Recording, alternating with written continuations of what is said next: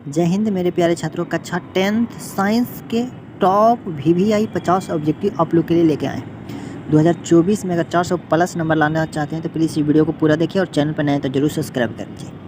चलिए प्रश्न नंबर 80 देखिए।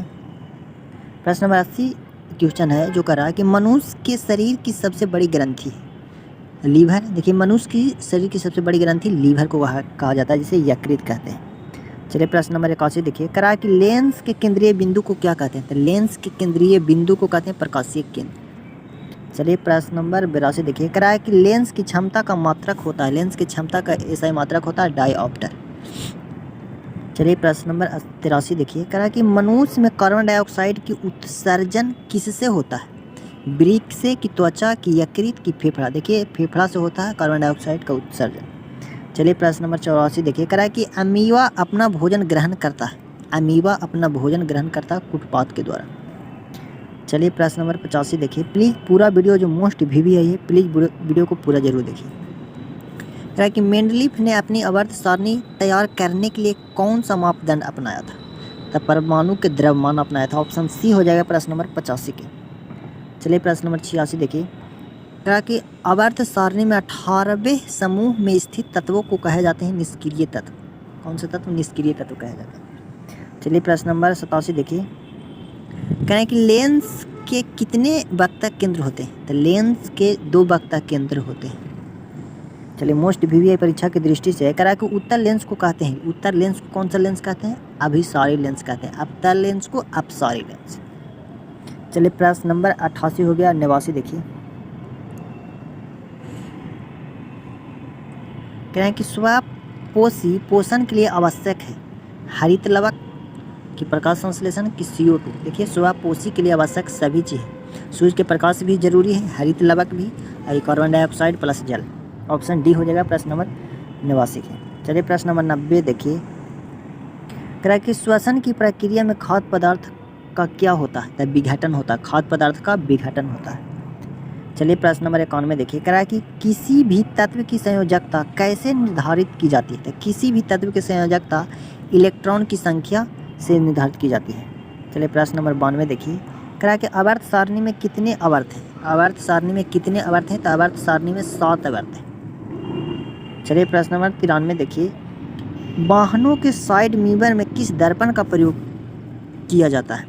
अवतल दर्पण, की उत्तल दर्पण, की समतल, की सभी? देखिए वाहनों के साइड मिरर के रूप में उत्तल दर्पण का उपयोग किया जाता है। चलिए प्रश्न नंबर 94 देखिए, करा कि प्रकाश के परिवर्तन के कितने नियम हैं? तो प्रकाश के परिवर्तन के 2 नियम। ऑप्शन ए हो जाएगा। चलिए प्रश्न नंबर 95 देखिए, करा कि मनुष्य में श्वसन वर्णक पाया जाता है, हीमोग्लोबिन है, श्वसन वर्णक हीमोग्लोबिन पाया जाता है। प्लीज़ वीडियो को पूरा जरूर देखिए। चलिए प्रश्न नंबर 96 क्या करा कि कीटों में प्रमुख श्वसन अंग है, कीटों में प्रमुख श्वसन अंग है ट्रैंकिया। चलिए प्रश्न नंबर 97 देखिए, करा कि समूह में ऊपर से नीचे आने पर परमाणु साइज में क्या परिवर्तन होता था? परमाणु साइज में ऊपर से नीचे आने पर घट जाता है, ऊपर से नीचे आने में परमाणु साइज घट जाता है। प्रश्न नंबर 90 देखिए, अब 98 मोस्ट VVI परीक्षा की दृष्टि से करा कि ओजोन के एक अणु में ऑक्सीजन के परमाणु की संख्या कितना होता है? तो ओजोन के एक अणु में ऑक्सीजन के परमाणु की संख्या 3 होता है। चलिए प्रश्न नंबर 99 देखिए, करा कि किस लेंस द्वारा उत्पन्न आवर्धन का SI मात्रक क्या होता है? करा किसी लेंस द्वारा उत्पन्न आवर्धन का SI मात्रक विहीन होता है। चलिए प्रश्न नंबर 100 देखिए, मोस्ट VVI सारे है। करा प्रकाश के किन रंगों में परिकिरणन सबसे कम होता है? तो प्रकाश के लाल रंगों में परिकिरणन कम होता है। चलिए प्रश्न नंबर 101 देखिए, करा कि पादप अपशिष्ट संचित रहते हैं पत्तियों में, कि छाल में, कि कोशिका रिक्तिकाओं में? देखिए पादप पेड़ पौधे में जो अपशिष्ट पदार्थ होते हैं सभी जगह संचित होते हैं। चलिए प्रश्न नंबर 102 देखिए, करा कि मनुष्य में कौन उत्सर्जित अंग नहीं है? देखिए फेफड़ा भी कार्बन डाइऑक्साइड को उत्सर्जित करता है, वृक्क जिसे किडनी कहा जाता है, यकृत भी, लेकिन अग्नाशय उत्सर्जित अंग नहीं। ऑप्शन सी हो जाएगा प्रश्न नंबर 102 का। चलिए प्रश्न नंबर अगला देखिए, करा कि आवर्त सारणी के ऊर्ध्व स्तंभों को क्या कहा जाता है? तो ऊर्ध्व स्तंभों को वर्ग कहा जाता है। चलिए प्रश्न नंबर 104 देखिए, कह रहा है कि वायुमंडल में CO2 गैस की उपस्थिति, देखिए वायुमंडल में CO2 की उपस्थिति होता है 0.03%। चलिए प्रश्न नंबर 105 देखिए, कह रहा है कि इंद्रधनुष का भीतरी हिस्सा किस रंग का होता है? इंद्रधनुष की भीतरी हिस्सा जो बैंगनी रंग का होता है। चलिए प्रश्न नंबर 106 देखिए, कह रहा है कि चंद्रमा से देखने पर आकाश कैसा दिखाई देता है? चंद्रमा से आकाश देखने पर काला दिखाई देता है। चलिए प्रश्न नंबर 107 देखिए, कह रहा है कि ATP में फॉस्फेट की संख्या होती है, ATP में फॉस्फेट की संख्या होती है 3। चलिए प्रश्न नंबर 108 देखिए,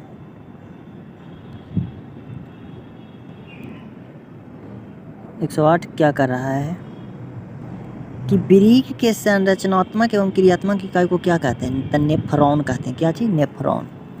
चलिए प्रश्न नंबर 109 देखिए, कह रहा है कि हाइड्रोकार्बन कौन है? हाइड्रोकार्बन कौन है? तो option C 6H12O6, option B हो जाएगा ये हाइड्रोकार्बन है। चलिए प्रश्न नंबर 110 देखिए, कह रहा है कि मीथेन मुख्य अवयव होता है, मीथेन मुख्य अवयव होता है जैव गैस का। चलिए प्रश्न नंबर 111 देखिए, कह रहा है कि एक प्रिज्म कितनी सतहों से घिरा होता है? एक प्रिज्म कितनी सतहों से घिरा होता है? तब 5 सतहों से। चलिए प्रश्न नंबर 112 देखिए, कह रहा है कि नेत्र लेंस की फोकस दूरी कम हो जाने पर कौन सी दृष्टि दोष होता है? नेत्र लेंस की फोकस दूरी कम हो जाने पर निकट दृष्टि दोष होता है। चलिए प्रश्न नंबर 113 देखिए, प्रश्न नंबर 113 क्या कर रहा है कि मानव हृदय में कितने कोष्ठ होते हैं? तो मानव हृदय में 4 कोष्ठ होते हैं। प्लीज़ वीडियो को जरूर देखिए। अब फूल में नर प्रजनन अंग होता है, तो फूल में नर प्रजनन अंग पुंकेसर होता है, मादा प्रजनन अंग स्त्री केसर होता है। चलिए प्रश्न नंबर 115 देखिए, कह रहा है पित्तल है, तो पित्तल क्या है? अधातु है कि उपधातु कि धातु कि मिश्र धातु? देखिए पित्तल मिश्र धातु है, इसमें एक से अधिक धातु का मिश्रण किया गया है। चलिए प्रश्न नंबर अगला 116 देखिए, 116 नंबर प्रश्न कर रहा है कि शुद्ध सोना को व्यक्त किया जाता है, शुद्ध सोना को व्यक्त किया जाता है 24 कैरेट में। चलिए प्रश्न नंबर 117 देखिए, कह रहा है कि मानव नेत्र में प्रकाश किस रास्ते प्रवेश करता है? किस रास्ते प्रवेश करता है? तो कॉर्निया से प्रवेश करता है, ऑप्शन ए हो जाएगा। चलिए प्रश्न नंबर 118 देखिए, कह रहा है कि एक स्वस्थ आँख की दूरी बिंदु होता है अनंत। चलिए प्रश्न नंबर 119 देखिए, कह रहा है कि रक्त में आयरन की कमी से होने वाला एक रोग क्या है? तो रक्त में आयरन की कमी से होने वाला रोग एनीमिया है। चलिए प्रश्न नंबर 120 देखिए, कह रहा है कि 2 तंत्रिका कोशिका के मध्य खाली स्थान को क्या कहते हैं? तो सिनेप्स। चलिए प्रश्न नंबर 121 देखिए, कह रहा है कि धातु के ऑक्साइड समानता होता है क्षारीय।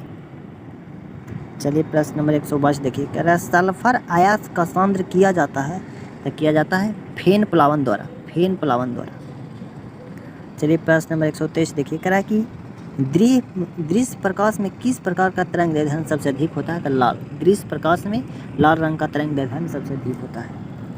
चलिए प्रश्न नंबर 124 देखिए, कह रहा है कि प्रतिरोध का एसआई मात्रक, प्रतिरोध का एसआई मात्रक ओम होता है, प्रतिरोध का एसआई मात्रक ओम होता है।